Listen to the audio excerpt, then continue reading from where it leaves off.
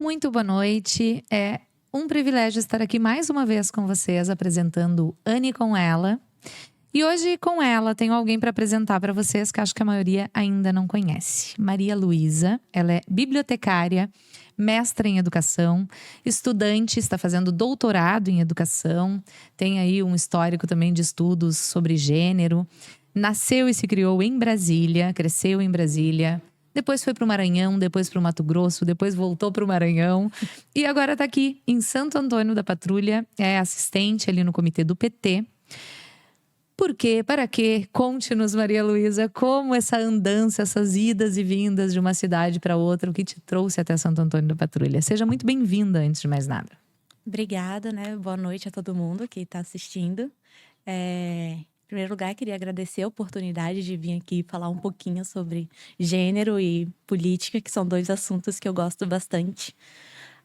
Vou tentar resumir um pouco das minhas andanças. A família do meu marido é do Maranhão, então eu estudei biblioteconomia na Universidade de Brasília, ele também. E depois que nós formamos, a gente saiu fazendo concurso no Brasil inteiro. Chamaram no Maranhão, então ele foi para lá, tomou posse no concurso do Instituto Federal. E eu também, logo em seguida eu fui, também fiz o concurso e passei. E a gente começou a trabalhar no interior do Maranhão, numa cidade chamada Barra do Corda. Depois de alguns anos lá, a gente resolveu fazer mestrado. E fomos fazer mestrado em Mato Grosso, na cidade do pai dele, que é Cáceres, a entrada do Pantanal. Ai, que lindo! Então, fui lá morar perto de onça, de jacaré, ariranha, piranha. Sobreviveu. Sem colocar o pé na água. 2 anos sem entrar no Rio Paraguai. Só entrava nas piscinas. Mas foi uma experiência única. Fizemos o mestrado, eu e ele, na área de educação. Sempre em Universidade Federal. A graduação em federal, o mestrado foi estadual. Universidade do Estado do Mato Grosso. Que a gente fez, a Unemate. E eu fui para a linha se chama Educação e Diversidade. E eu pesquisei gênero e educação. Bem resumidamente, como as mulheres são representadas nos livros didáticos do campo. Eu fui trabalhar numa escola do campo, vinculada ao MST. Depois disso, a gente retorna para o Maranhão, porque a gente pegou afastamento do trabalho. E a gente gostou muito dessa área e a gente quis fazer o doutorado. Só que morando onde a gente morava, que era muito longe da capital, ia ficar inviável de ir e voltar para poder assistir às aulas. Então, a gente começou a procurar no Brasil um pequeno plano no Brasil, alguma cidade do interior que fosse perto de alguma capital. Estudantes e aventureiros. Exatamente. E isso a gente tem que combinar bastante, né, para dar certo. É verdade. Porque é uma mochila com roupa e 10 caixas de livros atrás. Então, a gente já montou e desmontou casa 1 milhão de vezes. Só os livros que ficam. A única certeza que eu tenho é que os livros irão. Então, a gente viu a oportunidade de vir para cá. Meu marido fez a redistribuição via um concurso para quem já era servidor. Ele é bibliotecário da FURG. E eu, como o meu cargo está em processo de extinção, o Temer fez isso. Depois... Obrigada, Temer. Obrigada, Temer. Então, eu não conseguia fazer concurso, porque não podia, teoricamente. Consegui fazer toda a minha redistribuição, toda a documentação. Durante o período eleitoral, não pode fazer movimentação de servidor público federal, porque é contra essa intimação, de poder mover pessoas. Então, eu estava esperando dar dia 1º de janeiro para enviar meu processo para o MEC e ser aprovado. Já estava tudo pronto, só faltava a portaria. E nisso, 17 de dezembro, Bolsonaro assinou uma lei que meio que acabou com a redistribuição de servidor público federal no Brasil. E no meu caso, que é nível C, que está em processo de extinção, eu só poderia ficar no Maranhão. Como eu já estava aqui, meu marido já estava aqui, a gente já tinha passado no doutorado da URGS, eu em educação e ele em antropologia, eu comecei meu ano pedindo exoneração do meu cargo. E aí, tu chegaste aqui pensando, bom, meu marido tá empregado, ao menos, vocês estavam estudando, e aí tu foi em busca de um trabalho. Já estávamos em processo, em período eleitoral, o comitê do PT já estava aberto quando tu chegou. Isso. Então, quando eu cheguei aqui, esse é um ponto. Eu e meu marido, a gente não conhecia ninguém. Ninguém mesmo, nem parente, nem colega, nem nada. né, na cidade. E eu sabia que eu queria fazer de tudo pro Bolsonaro não ganhar. Eu bati na porta, tinha um mês que a gente estava aqui em Santo Antônio.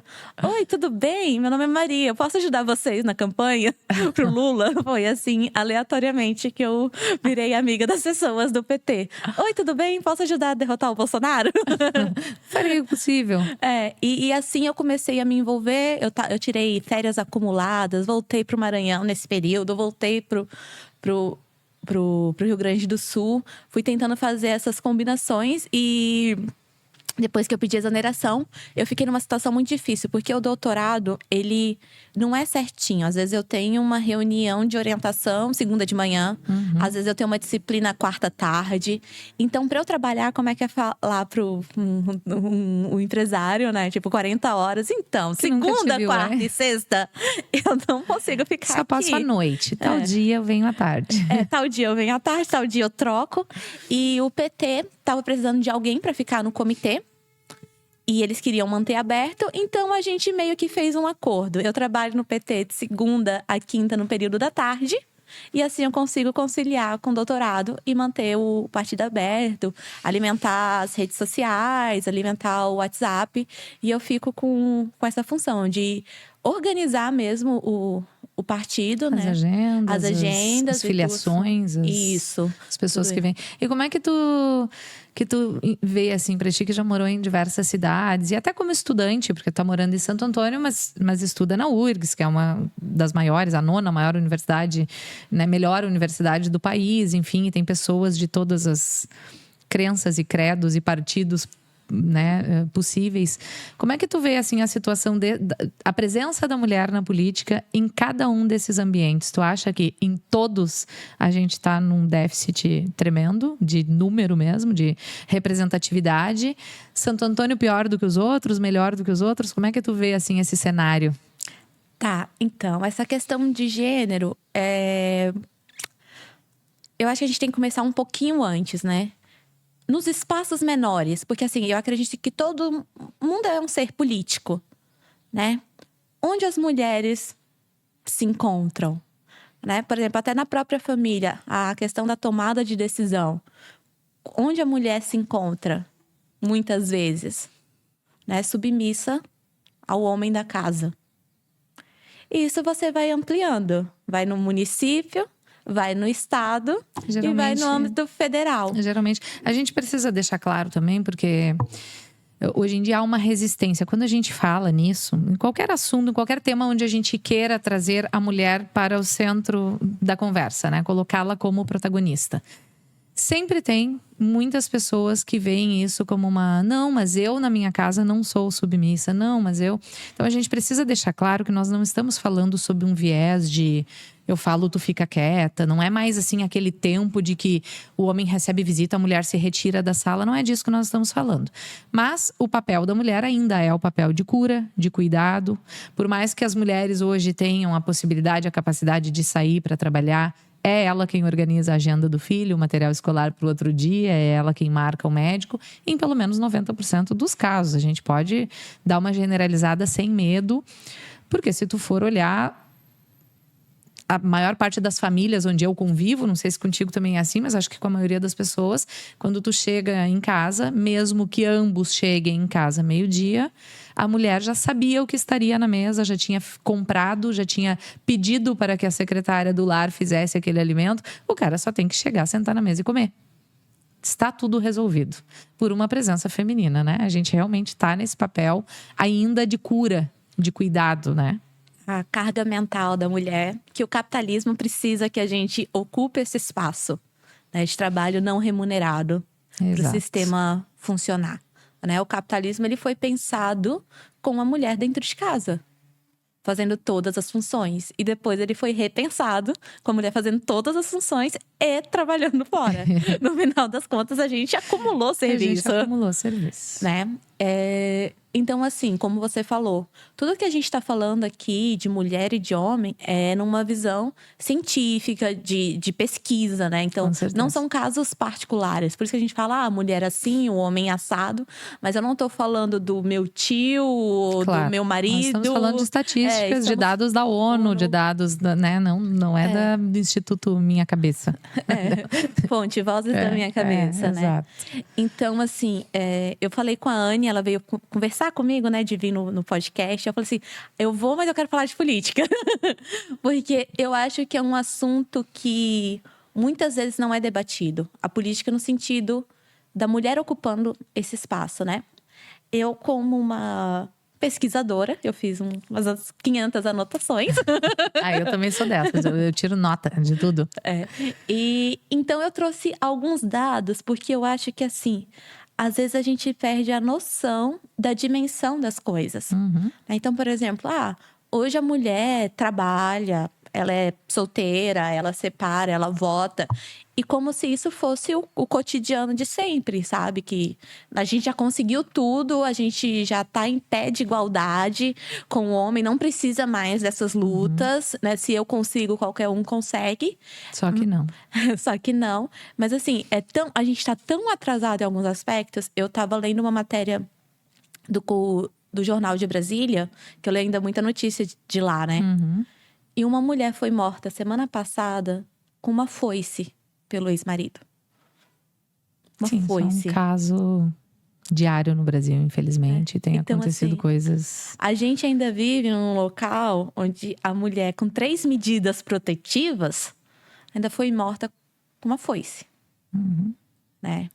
Então, assim, não, a gente não tá nesse pé de igualdade. Claro. Até porque essa medida protetiva, ela, né, a lei, né, Maria da Penha, foi proposta por uma mulher. Aí, ok, conseguimos, a lei vem, mas enquanto não tem mulher para cuidar disso, para estar ali fazendo a supervisão e fazendo com que isso de fato aconteça, ela é só uma lei, tá só no papel, né? A gente ainda não tem. Eu acho que isso abrange todo e qualquer assunto que seja de mulher. E é por isso que é a mulher que toma o anticoncepcional e não o homem. É por isso que é a mulher que tira a licença maternidade e não o homem. É por isso que, né? Porque são homens tomando decisões por mulheres. São pessoas que não estão na nossa pele, não sentem o que a gente sente, mas que eles que delegam o que vai acontecer. Então eu penso assim, que se a gente tivesse um número um pouco maior, não sei, até 2018 ali nós tínhamos 16%, 17% de mulheres na Câmara dos Deputados, por exemplo, entre estadual e federal. A dos vereadores é muito menor ainda. Mas como é que a gente vai discutir coisas precisas, específicas, do tipo, eu quero um aplicativo no meu telefone, eu tenho medida protetiva, ok. Eu fui ali na delegacia, prestei queixa, me deram a medida protetiva. Junto com isso, o que mais que me dão? Vão instalar uma câmera dentro da minha casa? Eu tenho um aplicativo para quando eu me sentir ameaçada, eu chamar alguém e alguém vir até a minha casa? Tem que ter um depois, porque senão não passa de um papel assinado por alguém com carimbo em cima. E o que eu fico chocada é com 3 medidas protetivas. Tipo, aí ele foi lá, ela, né, medida. Aí depois de novo. E ele descumpriu. E ele descumpriu. Gente, por que essa pessoa não foi presa? Tipo, exato. Ele está me ameaçando de morte. Ok. Ele tem que ficar distante de você. Ele não cumpriu. Ele tá dizendo que vai me matar. Ok. Ele vai, de novo. É a terceira vez que tá falando que vai me matar. Aí mata. Aí, nossa. Não adiantou a medida protetiva. Né? Então, assim, só um comentário. Você falou da questão do anticoncepcional. Por que o anticoncepcional masculino não foi aprovado há muito mais tempo? Porque já tem estudos. Por conta dos efeitos colaterais. Claro, que a gente aguenta. A mulher você pega a bula do anticoncepcional, vai até o chão. Nossa. A bula de efeitos colaterais. Nossa. Mas já pensou se um homem tivesse que passar por isso, coitado? Seria então, muito complicado. Um homem que consegue engravidar 300 mulheres no ano, a mulher só consegue engravidar uma vez. E ela que toma o anticoncepcional. Né? Então, até a lógica é errada, né? Tá. Voltando para a questão da política, então, que eu trouxe meus dados, assim, eu queria começar com um panorama geral. Né? Então, tá. O primeiro presidente do Brasil, o Marechal Deodoro da Fonseca, né, ele assumiu o cargo em 1891. tem 132 anos. Nesse período inteiro, a gente só teve uma presidente. E que ainda sofreu um processo de impeachment. Em relação a senadora... Que agora foi provado que foi um golpe e se fala pouquíssimo disso, né? Quando se tentava fazer o golpe, falaram.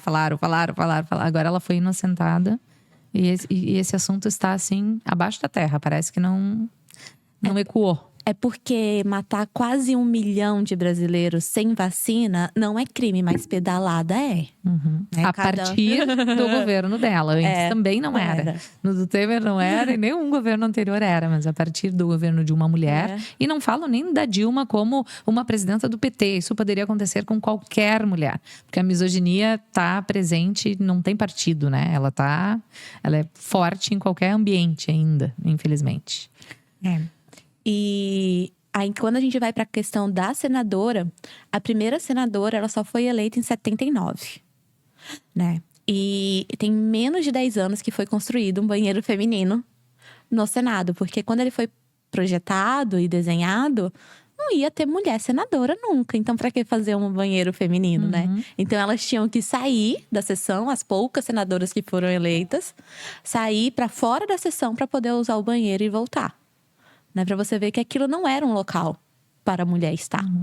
Né? Quando a gente vai para... Nunca foi convidativo, sempre foi meio com o pé na porta, né? Sim. Por isso a necessidade da luta, né? Por isso que a gente precisa lutar pelos nossos espaços, porque ninguém vai abrir a porta e dizer sejam bem-vindas. Exatamente. Isso não vai acontecer. O que a gente tem hoje é reflexo de muita luta.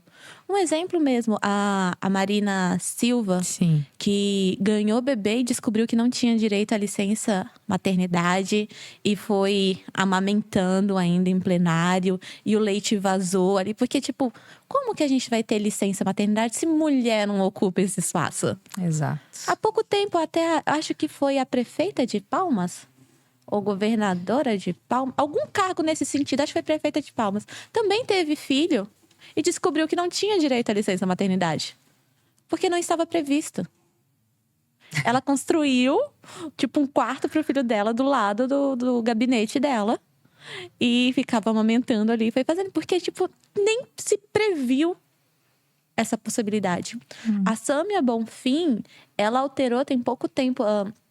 Na Câmara dos Deputados e no Senado, se a mulher estava de licença maternidade, aparecia no telão que ela faltou.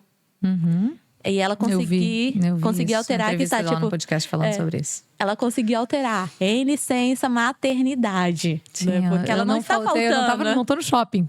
Não tô cuidando do bebê em casa. Estou de licença, né? Então, assim, eu trouxe um dado de hoje, né? Hoje nós temos 14 senadoras em exercício, que dá 17%. Só que apenas 8 foram eleitas mesmo. 6 são suplentes. Estão lá porque a pessoa saiu de licença e elas assumiram. Então, de forma direta, ganhou a eleição, 8. Menos de 10%. Nós temos 81 senadores, 8. São 10% do... 10% que... E é engraçado isso, engraçado não, triste. Eu tava Engraçado, triste. Eu estava assistindo outro dia uma cientista política, a Mônica Sondré, que é maravilhosa. Eu estou fazendo agora, eu sou mercadóloga, mas estou fazendo agora uma pós-graduação em marketing eleitoral e político. E aí eu tenho assistido muito conteúdo nesse sentido. E estava assistindo essa cientista política falando da importância da articulação das mulheres mesmo e de se falar nisso, né? Das conquistas que as mulheres já tiveram. Porque de tudo isso que nós estamos falando, tudo é conquista nossa, né? Como eu vinha dizendo, ninguém nos convidou para entrar. Né? No Brasil, antes que o voto fosse liberado para as mulheres em 39? 32. Antes que as mulheres começassem a votar, houve uma exceção, que foi a primeira prefeita em Rio Grande do Norte, foi prefeita em 28. E quando ela foi prefeita, em 1927, um grupo de mulheres sufragistas, então feministas, muito bem articuladas, começaram uma batalha, começaram a pressionar o governador do Rio Grande do Norte para que ele permitisse que as mulheres votassem. E quando ele disse, tá, ok, na próxima eleição, então, em 28 as mulheres vão votar. Ele não esperava que elas estivessem tão organizadas que elas colocariam uma candidata também, né, para representá-las. Isso foi uma exceção, porque no Brasil ainda não se votava. No Rio Grande do Norte, Lages se chama a cidade. No Rio Grande do Norte, eles abriram essa exceção e esta mulher ganhou como prefeita com 60% dos votos. Berta Luz viajou e juntou com outras mulheres de São Paulo, do Rio de Janeiro, viajaram para lá para fazer campanha para prefeita. Então, pensa, sabe? Ela foi a primeira prefeita do Brasil e da América Latina inteira. Então, às vezes, como é que hoje, eu me assusto, assim, talvez seja a forma de falar e a gente precisa elucidar esses dados e falar sobre isso mesmo, para que as pessoas não pensem, porque às vezes se deturpa completamente o feminismo, a luta das mulheres, né? Como é que alguém hoje pode se dizer antifeminista? Ou como é que alguma mulher pode se colocar contra isso, se foi isso que abriu portas. Foi este primeiro exemplo que abriu portas para que então em 32 se pudesse votar. E detalhe, podiam votar as mulheres casadas com autorização dos seus maridos, ou viúvas que provassem que tinham bens e, enfim, uma independência financeira. O que se vê assim? Mulheres casadas com autorização do marido. Isso é duplo voto do marido. Porque em 1932, a mulher, com autorização do marido, vai votar em quem o marido deixar ela votar. Então, na verdade, era só vamos deixá-las votarem, porque assim o meu voto vai valer 2. Ela vai votar em quem eu mandar. Então, na verdade, isso foi só um eco, né? Foi um processo muito lento, muito demorado, que começou com este grupo de mulheres feministas que se organizaram e que foram do país inteiro para lá fazer campanha, trabalhar para colocar uma primeira mulher. E depois disso vem acontecendo lutas. Eu estava vendo também eles falando de que mulheres deputadas começaram uma briga muito recentemente, antes da campanha de 2018. Começaram a brigar. Já tinha vindo, então, aquela primeira... Acho que foi em 95 que veio aquela primeira obrigatoriedade de... Primeiro 20% de mulheres, tinha que ter 20%, na proporcional tinha que ter 20% de mulheres candidatas. E depois, sei lá, se 2009, passou para 30%. Só que esses 30%, né, para proporcional, eram mulheres que, tipo assim, tu não vai te eleger, não tem dinheiro, ninguém vai falar em ti, mas a gente vai te colocar ali, tu vai fazer um número X de votos para colocar. Que quando a gente fala também de reforma política, aí tá a importância de, quando eu voto na fulana, eu quero eleger a fulana. Eu não quero que o meu voto, que é um voto feminista, que é um voto de representatividade, que eu coloque mais um homem no poder, só porque ele é da mesma sigla. Eu quero votar numa mulher, quero que ela se eleja. Mas, enfim, isso é outro assunto. Mas aí ela estava dizendo que eles chegaram, então, no Senado, né? Começaram a brigar com ministros e senadores e tal, e dizer, bom, se tem 30% de representatividade, a gente quer 30% do fundo eleitoral. Porque não adianta colocar o meu nome ali e eu não ter um pila para fazer campanha. E aí nós tínhamos, então, né, casualmente, quem estava ali presidindo essa... Era a Rosa Weber, que disse, tá, então 30% do dinheiro do fundo eleitoral vai para os 30%. Aliás, não, era proporcional. Se nós tivermos 30% de mulheres, vai ser 30%. Se tiver 40% de mulheres, 40% do fundo irá para a eleição das mulheres.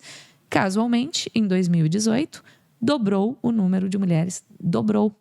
Aumentou... Né, não sei se dobrou, aumentou em 50%, se eu não me engano, tá? Eu tenho também nos meus rabiscos aqui, mas foi um aumento muito significativo, o que prova que sim, é preciso de dinheiro, é preciso tempo de TV. Isso foi outra das regras. Além do aumento em dinheiro, aumentou o tempo de televisão para as mulheres. Automaticamente as mulheres despontaram, porque aí tu não é colocado ali como uma figurinha. O que o partido vai te dar? 100 santinhos e vai bater perna na rua, sem nenhuma condição financeira para isso, sem nenhum aporte, né, do partido, da população. Tudo isso é briga das mulheres. Quando você vai olhar quem foi que propôs, quem foi a ministra que assinou e disse sim, né, lá no Senado, quem foi que aprovou, tem sempre uma mulher por trás das conquistas das mulheres. É por isso que se fala muito, a Mônica Sondessa diz muito isso. Acolham candidatas mulheres, façam campanha, publiquem nas suas redes sociais, compartilhem, dê uma janta na tua casa, chame os teus amigos e falem sobre elas. Porque se nós somos mais de 50% da população, mais de 50% do eleitorado brasileiro, mais de 50% dos filiados em partidos políticos e, como diz Mônica Sondé, mãe dos outros 50%. Porque quem é homem é filho de uma mulher também. Nós estamos em todos os espaços. A nossa vida é decidida e discutida todos os dias por homens. Então, é muito pertinente esse debate. Não tem nada de... Às vezes as pessoas veem por trás dessa pauta um radicalismo, uma discussão. Acham que as mulheres agora querem tomar o lugar dos homens. A gente quer o nosso lugar. A gente quer falar da nossa vida. Né? A gente quer... Ela fala uma coisa muito interessante na palestra dela. Ela mostra muitas fotos. Uma até, se não me engano, de 2019. Que é uma foto que tá o Temer ali falando. Tem várias ali figurinhas carimbadas do lado. E nessas fotos só aparecem homens. Só homens. Tá atrás dela, assim, é num TED que ela dá essa palestra. Só tem homens. Ela diz, eu não consegui achar uma mulher ali. E eles estão ali debatendo sobre a nossa vida. Sobre a minha licença maternidade. Não faz sentido. Não faz sentido nenhum isso. Então é muito importante esses dados que tu trouxeste, assim, as pesquisas que eu fiz pra gente poder tangenciar e explicar para as pessoas que é isso que ela dizia, assim, a gente quer estar na foto. Não é mais assim que antigamente as mulheres diziam, eu vou me candidatar, pediram para eu me candidatar. Eu vou em nome do partido, não, eu quero ajudar o partido. Não, eu quero estar na foto. Eu quero discutir a minha licença maternidade. Eu quero falar sobre o DIU, sobre todo o processo do SUS, por exemplo, que inclui mulheres com câncer de mama, que é um dos que mais atinge as mulheres. A gente mora em pequenas cidades que tu fica anos esperando chegar um mamógrafo, faz uma festa por aquilo, porque as pessoas que estão discutindo a vinda desse mamógrafo não vão ter câncer de mama. Então é realmente uma coisa muito... Parece tão simples, parece tão óbvio, né? Mas a gente tem que estar aqui falando sobre isso porque é só com o pé na porta mesmo. Isso que você tá falando da questão da saúde da mulher, né? Eu tô aqui um pouco mais de um ano. Estou com 31 anos de idade e estou pensando em engravidar. Quando eu chego aqui, eu descubro que ninguém nasce em Santo Antônio da Patrulha há mais de uma década, né? Então, é uma questão que não é vista como prioridade para os governantes daqui da cidade. Não é uma demanda, né? Se você tá 10, 15 anos sem maternidade, é porque não é uma demanda, né? Então, eu sou uma pessoa de esquerda, né? E eu sei que aqui é uma cidade tradicionalmente de direita. Mas a questão da mulher é a gente ter uma articulação diferente do homem.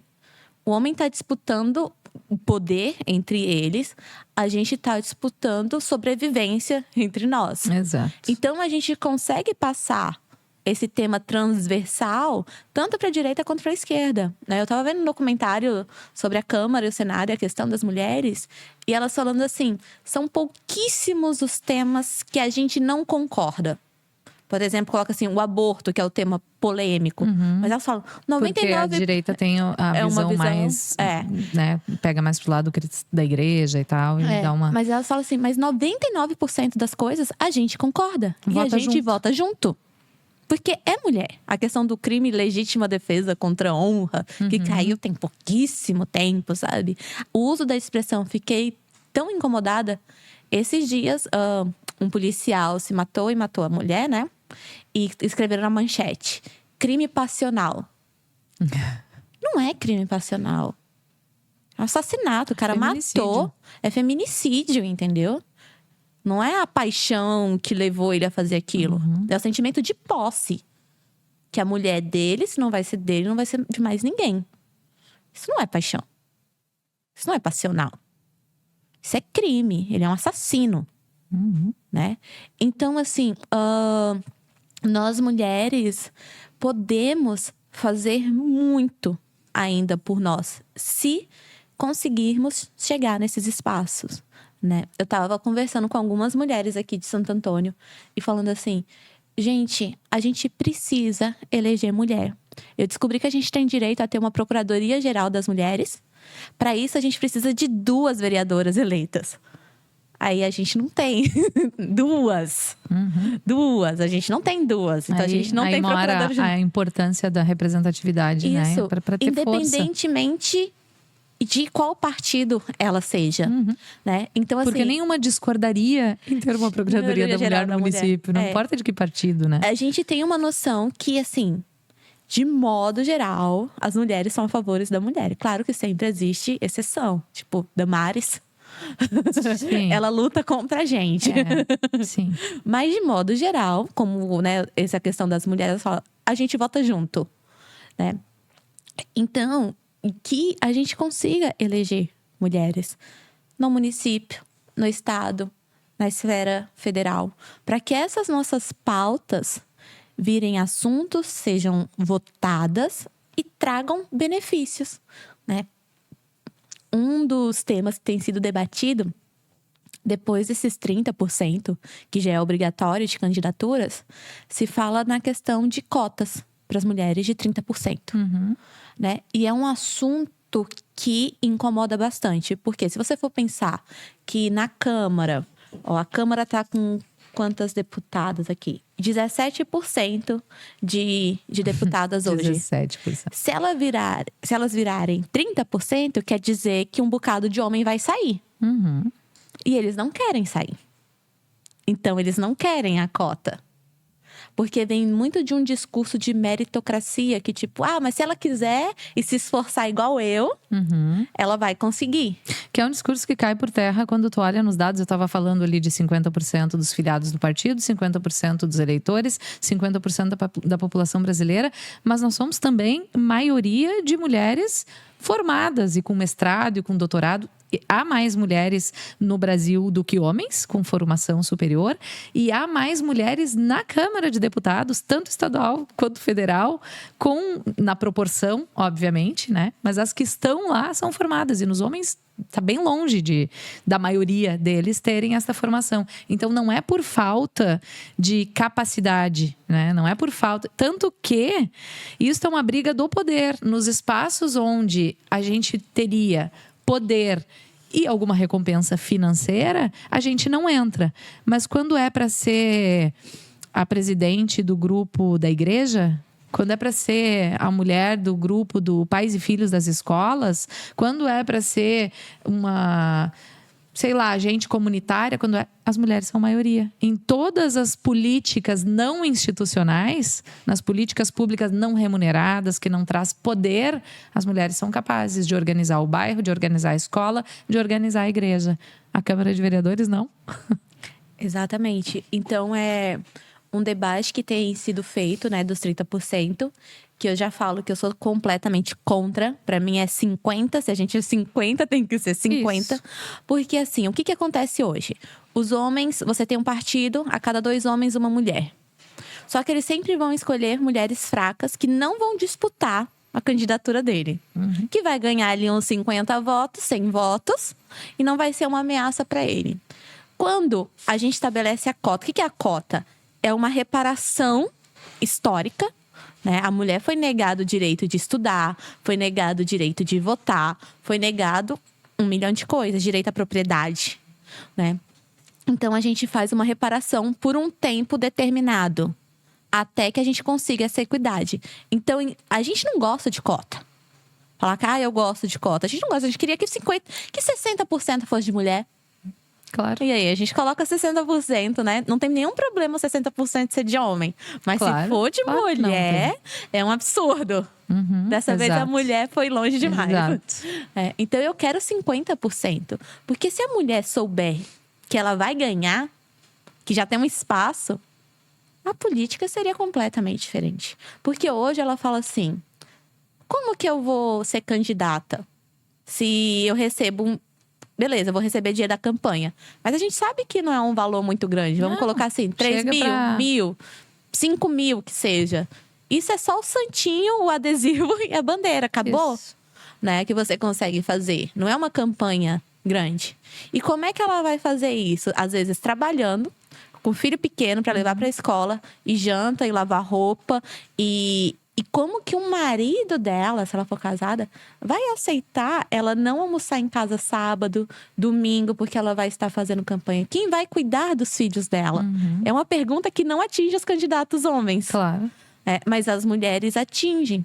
Existe também os homens que têm medo que a esposa ocupe um espaço de liderança que ele não ocupa. Né? Então, se sente intimidado. eu assisto muito o podcast. Só um parênteses, assim, não quero te interromper, depois tu volta dessa linha. Eu assisto muito o podcast da Tati Bernardi, o Desculpa Alguma Coisa. E ela entrevista muito mais mulheres do que homens também, tipo o meu aqui. E ela sempre pergunta: tu não sente que quando tu tá meio por cima, assim, no auge da tua carreira, o marido começa a ficar com rancinho? Tipo assim, tá tudo muito bem. Ela pergunta pra todas isso. Tá tudo muito bem, tu tá feliz, tu tá de boa. Quando tu começa a dar uma brilhadinha, assim, que parece que passa um pouquinho, que se sobressaia ele, tu não sente que o cara dela diz, porque, cara, eu tô com 40 e tantos anos, tenho anos de carreira, uma escritora, uma pessoa. Todos os meus relacionamentos aconteceram isso. E eu disse, olha, é uma coisa de se pensar, de se perguntar pras mulheres mesmo, porque é assim. O machismo. Tudo bem a mulher ser importante, estudar, né, ter direitos, contanto que não seja mais que o meu. Mais do que eu. Então, existe ainda essa questão, né? Eu converso com algumas mulheres, porque eu tô falando assim, gente, eu quero votar em mulher. Pelo amor de Deus, tenhamos candidatas, por favor. Me ajudem. Me ajudem. Me ajuda a te ajudar. Exatamente. Eu não sou da cidade ainda para ser uma candidata. Eu preciso ajudar alguém. Eu quero construir um projeto, né? E eu escuto muito isso do tipo... um exemplo. Meu irmão é do partido X. Se eu for pelo partido Y, minha mãe vai ficar muito chateada. Então, por isso que eu não vou.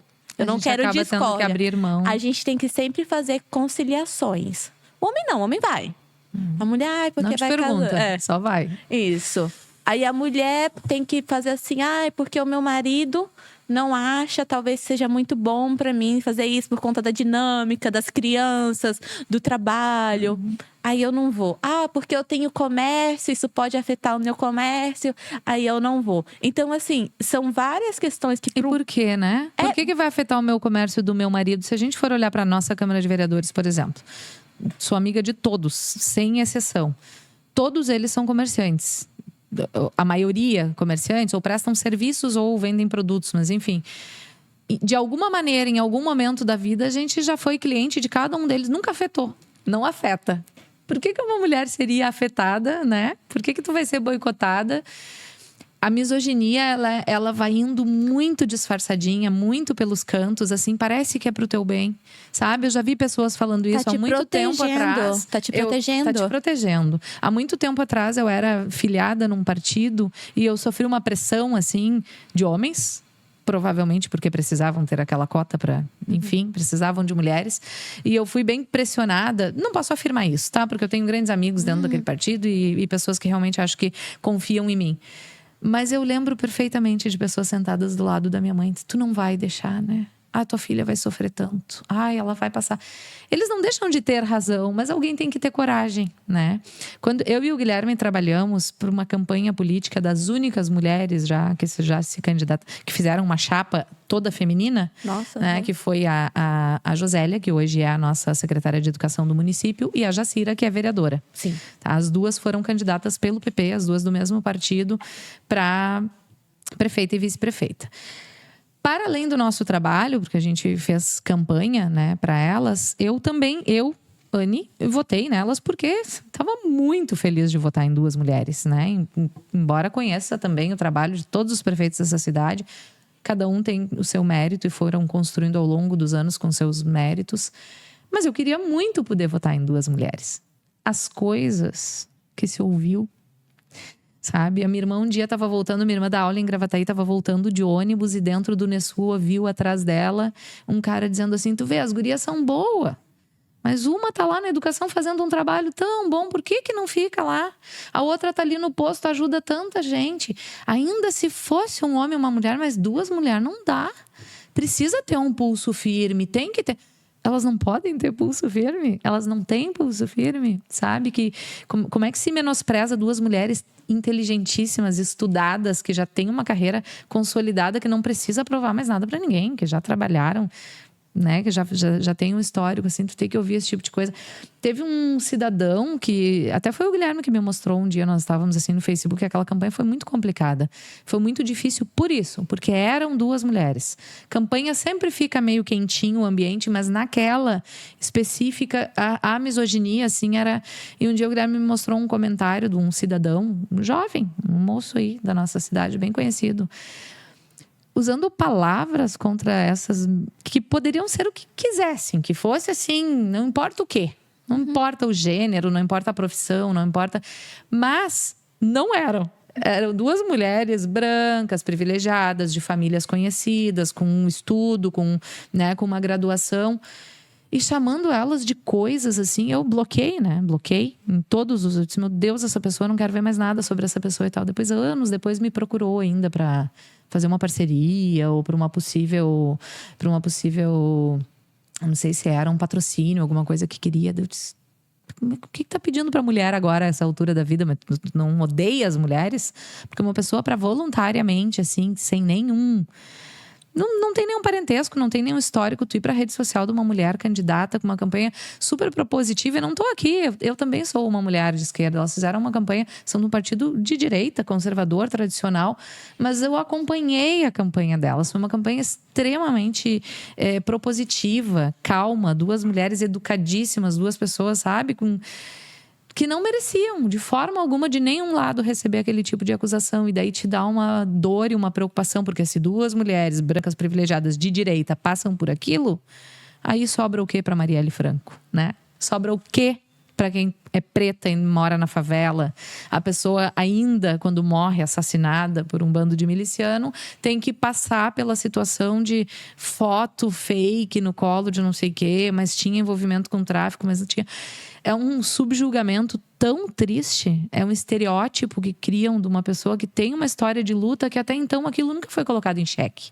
Nunca foi posto em xeque. Ela era uma boa candidata, se elegeu com uma boa votação. A partir do momento que começa a apertar o sapato de alguém, quem mandou matar, quem não sei o quê, aí começam a associar isso, associar aquilo. É tão sujo que realmente a gente tem que ter coragem. Sim. Mas alguém tem que ter. Alguém tem que ter. Isso que você tá falando de... O machismo, ele tenta proteger a gente o tempo inteiro, né? Então, assim, cuidar da gente. Por que você vai? Vão te xingar se você for. E a questão é assim, a gente sabe que o homem, ele vai ser chamado, por exemplo, de burro. Vão digitar lá no Facebook, você é um candidato burro. Uhum. Escrever esse tipo de coisa. As mulheres, e agora saiu essa semana a questão da visibilidade lésbica. 7 deputadas, senadoras, assim, receberam e-mails com sugestão de estupro corretivo para elas. Gente. Né? Que a pessoa estava disposta a cometer esse ato para corrigir aquela postura demoníaca daquelas mulheres, né? Triste. Então, assim, é uma coisa que um homem branco, hétero, vocês nunca vai receber passar no e-mail dele. Tipo, ele pode receber muita coisa, mas isso ele não vai receber. E é um histórico, assim, a Maria do Rosário passou por coisas, tipo, tava com medo de mandar a filha pra escola, começaram a fazer várias ameaças. A Manuela passou por isso. E assim, independente da tua opinião, se a gente traz isso pro micro, porque a gente fala no macro e as pessoas, o Brasil tá com esse ranço, assim, tá com uma coisa da antipolítica que a gente precisa desmistificar.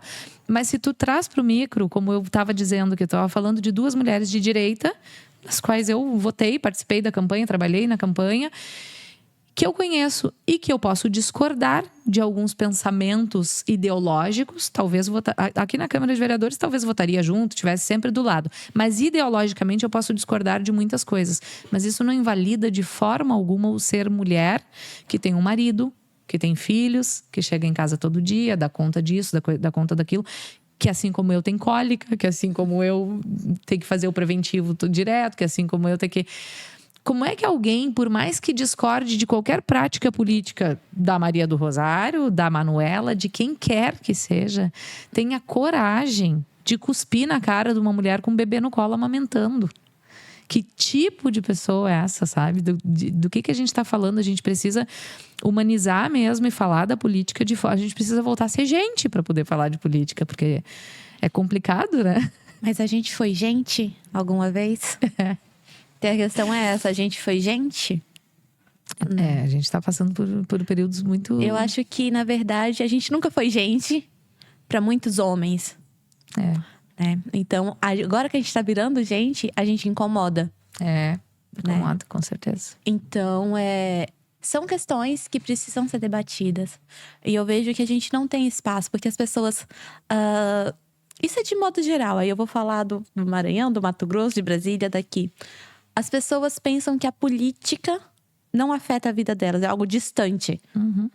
E a política é isso aqui, é o hoje, é o agora. Um exemplo bobo. A gente veio pra cá, pra essa cidade, e a gente leu no Google que é região metropolitana de Porto Alegre. Uhum. Eu falei, ok, vou de ônibus, com passe estudantil, porque em Brasília tem mais de 10 anos que a estudante não paga, nenhum estudante paga passagem. E falei assim, tranquilo, fazer meu doutorado feliz. Descubro que não tem o passe estudantil no Rio Grande do Sul. Não tem mesmo. Que não tem o ônibus metropolitano, aqui na cidade mesmo, sendo região metropolitana. Que o ônibus custa quase R$30 a passagem. Então, assim, eu já escutei de algumas pessoas, mas isso não é demanda. Eu falei, não é demanda de quem tem carro.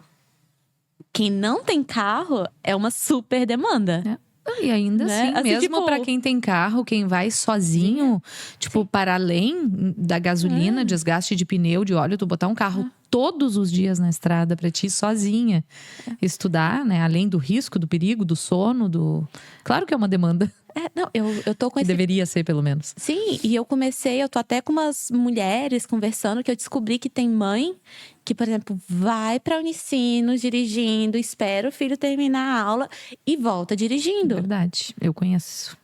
Então, assim, gente, isso é um absurdo. Eu, por exemplo, ano passado foi um inverno muito de neblina, muito frio, e que você não enxergava nada. Então, esse semestre, eu teria uma disciplina segunda-feira, de 6h30 da tarde até 9h30 da noite.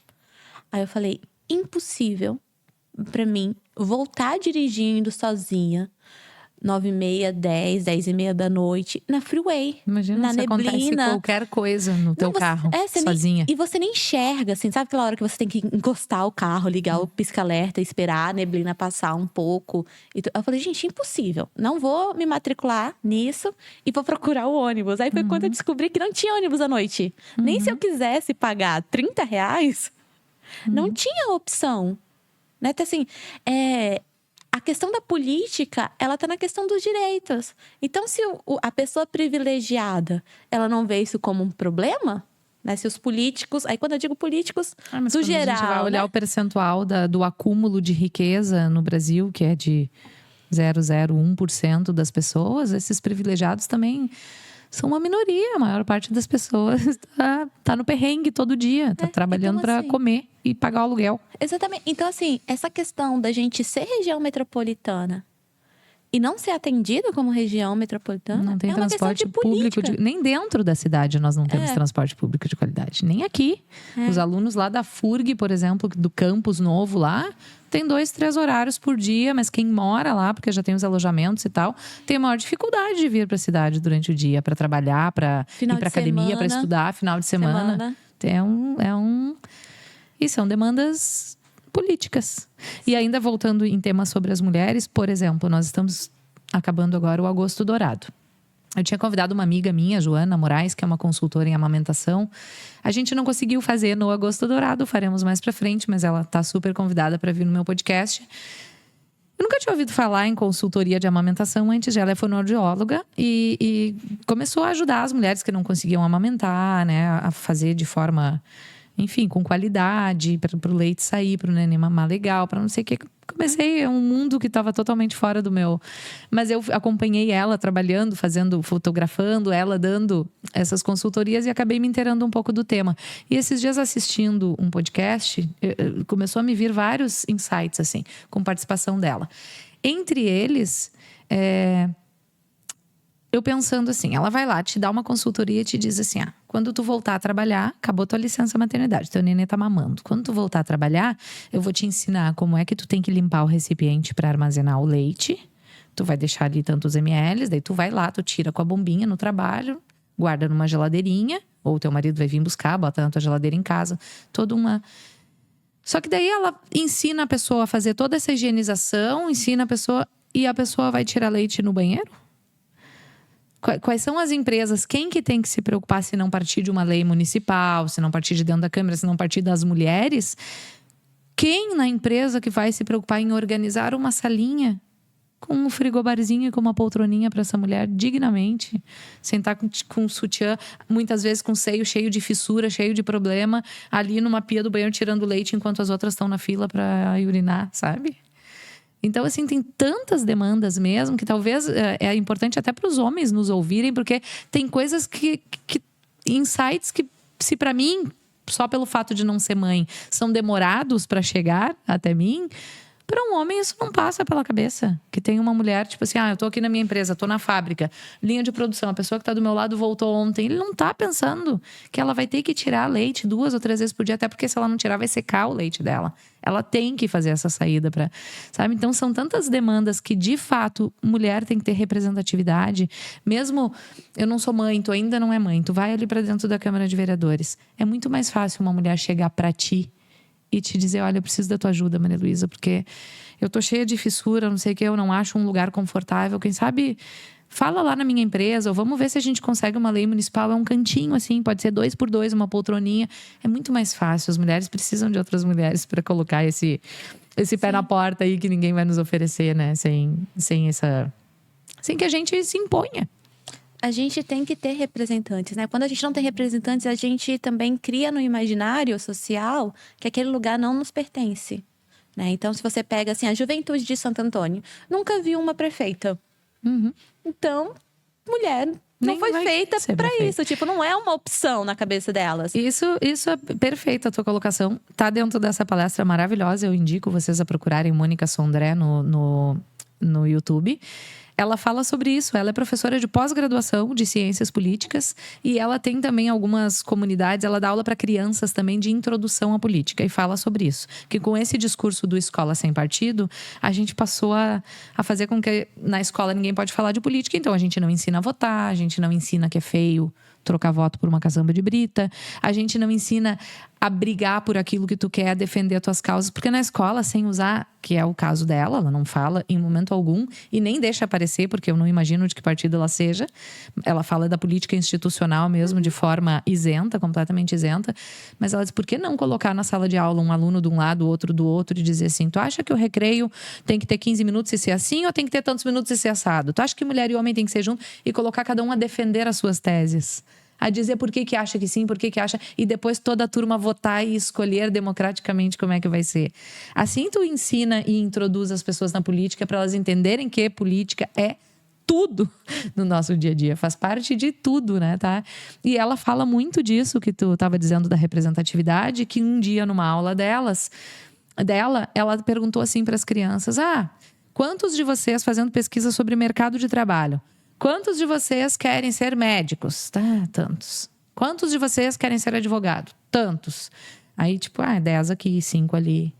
Quando vai aumentando o preço da faculdade e a falta de representatividade, porque isso é um projeto social que ela tem, então é com crianças carentes. Todas essas coisas, assim, 10 crianças, 15 crianças. Jogador de futebol, muitos levantam a mão. Porque tem muito jogador de futebol, embora seja uma minoria que chega lá, mas pobre, tem um histórico de que sair lá da favela e venci na vida. Então, esta representatividade te dá asas ao teu sonho, te faz sonhar com isso. Quantos de vocês querem ser astronauta? Nenhum levantou a mão. Ela disse que em anos, ela passou 5, 6 anos nesse projeto, nunca alguém levantou. Porque tu conhece algum astronauta? Quem é que já viu de perto um astronauta que tem um amigo? Meu vizinho, ele é astronauta. Ninguém. E aí ela começou a perguntar, e quantos de vocês querem ser prefeito da cidade de vocês? Quantos querem ser presidente? Além de serem muito poucos, sempre os meninos. Nunca as meninas levantavam as mãos. Hoje, há muito pouco tempo, que a gente vem falando aqui de 2018, que dobrou o número, mas ainda estamos ali nos 17%, 20%. Se a gente for falar de esfera... fazer uma soma de tudo, né? A esfera, eu acho que municipal tem menos ainda representantes, mas se a gente falar de municipal, federal e estadual, é uma base ali de 20%, é menos de 1/4 da população. Muita dessas pessoas não tem uma tia, uma mãe, uma avó que seja a prefeita de uma cidade, que seja vereadora. Então, para eles, não tem representatividade, é um sonho impossível. É um cancelamento de sonho, né? Tu não ter. Então, é claro que é importante para que a tua filha, para que as minhas sobrinhas possam pensar um dia em ser vereadora, em ser prefeita. A gente começar a ter alguém ali. Porque senão esse sonho continuará sendo nulo por muito tempo. Né? É um troço. Sim, a questão da possibilidade, né? De enxergar isso. A avó do meu marido, por exemplo, é vereadora. Era, né? Ocupou o mandato lá no Maranhão. Mas, ainda assim, não é 50% que eram mulheres. Né? Você vê uma ou outra ocupando esse espaço, né? E é muito difícil. A verdade é essa. Porque as nossas pautas são vistas como menos importantes. Né? E eu falo assim, por exemplo, eu sou uma mulher do movimento, né, que gosta de política. Se eu fosse eleita vereadora em Santo Antônio da Patrulha, eu sozinha ia ficar na tribuna falando as coisas, os outros vereadores iam ficar olhando pra minha cara. Com cara de deboche, como eles têm feito nas CPIs, como eles têm feito no Congresso, uma coisa fiasquenta. Isso que você tá falando, eu anotei tipo, a violência política é uma coisa... A única senadora negra, né, que a gente tem 8 eleitas, né, e 14 no Senado. A única negra é a Elisiane Gama, do Maranhão, que tá na comissão da CPMI do 8 de janeiro.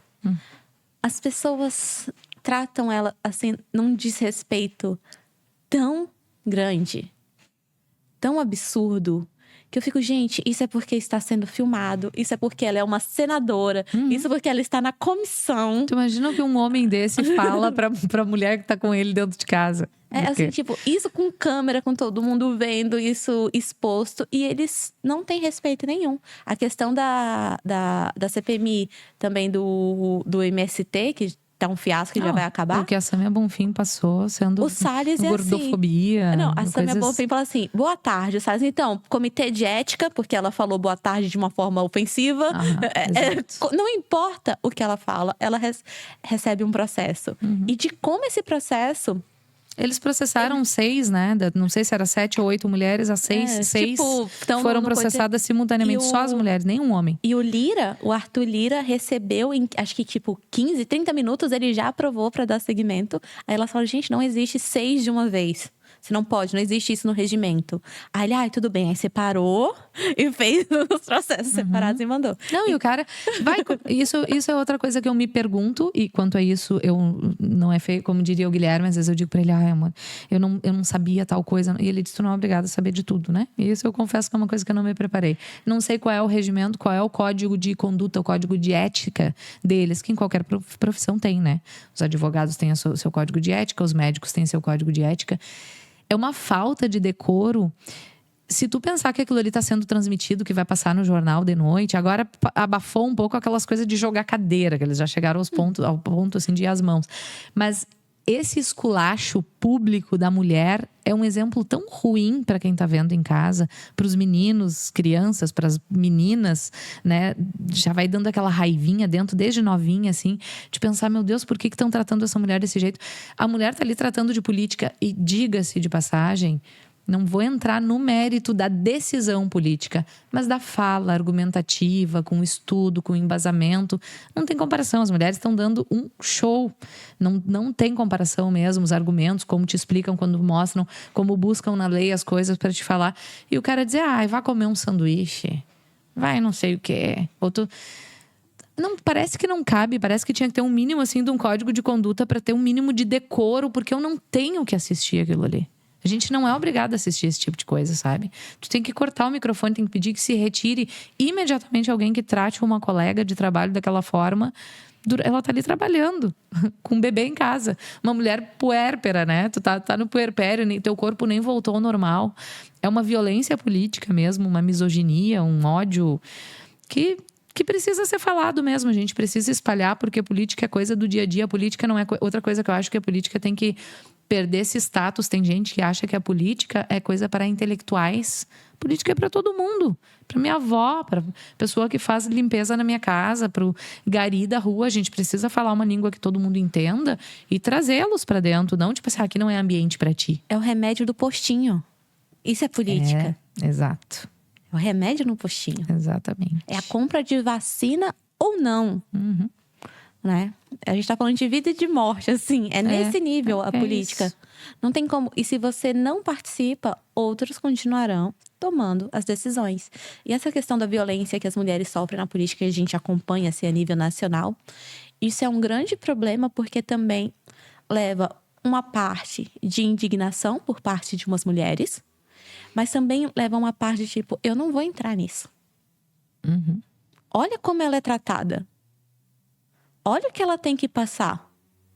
Por que que eu vou me meter nisso? Porque a mulher tem muito a perder.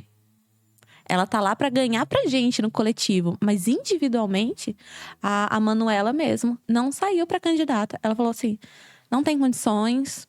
Assim, psicológica mesmo, com a filha pequena. Não aguenta, né? Tanta ameaça. Ameaçaram estuprar a filha dela. E o famoso gaslighting, né? Eles fazem a pessoa parecer... Porque, convenhamos, tu chega no teu ambiente de trabalho, tu tá ali estressada porque essas reuniões ordinárias, assim, levam 12 horas, 13 horas, 15 horas. Às vezes tu tá ali 2 da manhã, sem comer, sem ir no banheiro direito. E aí vai provocando, vai mandando tu comer um hambúrguer, vai te chamando de gorda, vai te chamando de burra, vai te chamando disso, daquilo. Quando a mulher altera a voz, olha a louca, histérica, e faz, é o gaslight mesmo, e faz tu acabar, porque elas em algum momento devem sair dali pensando, putz, eu perdi o controle, eu me descontrolei, porque a ideia é essa, é fazer tu parecer uma pessoa descontrolada, louca, e é isso, pode um cara, como fez agora um prefeito aqui no Rio Grande do Sul, dizer, a gente fez um serviço de branco, vai passar batido, não vai acontecer nada com ele, tu não viu isso? O que aconteceu essa semana, horrível. Mas Deus o livre uma mulher levantar a mão. Não, essa mulher é desequilibrada, não tem a menor condição para levantar a voz. A voz, né? A voz. A mão nem Já seria sei, presa, né? se ela fizesse assim. E nem lembro, assim, de ver muitos episódios mesmo. A Maria do Rosário, quando tava com o Bolsonaro atordoando, dizendo eu não te estupro porque tu não merece. Acho que ela falou alguma coisa do tipo, eu vou te dar um tapa. Ele disse, eu vou te dar um tapa. Se não dá, que eu devolvo. Dá que eu te dou outro, né? Ele disse, mas foi levado em consideração o que ela disse. Ele falar que não estuprava porque ela não merecia, não tem problema. Tem problema ela ter dito, eu vou te dar um tapa. Vai te minando, vai te estressando. Esse mecanismo do gaslighting, do mansplaining, que é o que eles fazem ali no Congresso, que a mulher tá falando, eles estão falando por cima, no tempo dela ainda. Isso é uma coisa que acontece dentro de casa, dentro da empresa, e aquilo ali realmente é só o refletor, né? Não é o reflexo da sociedade mesmo, que vai até lá, chega até lá. Exatamente. Existe uma rede, assim, de desestimular a mulher a ocupar esse espaço, né? Eu conheço várias mulheres que, tipo assim, ocupam, vamos pensar, dentro do trabalho, um cargo X. E que 3 meses depois pede pra sair. E não Porque é pela pressão do trabalho, é pela misoginia, por toda essa questão do machismo. E fala assim, eu não sou obrigada a passar por isso. E realmente, a pessoa não é.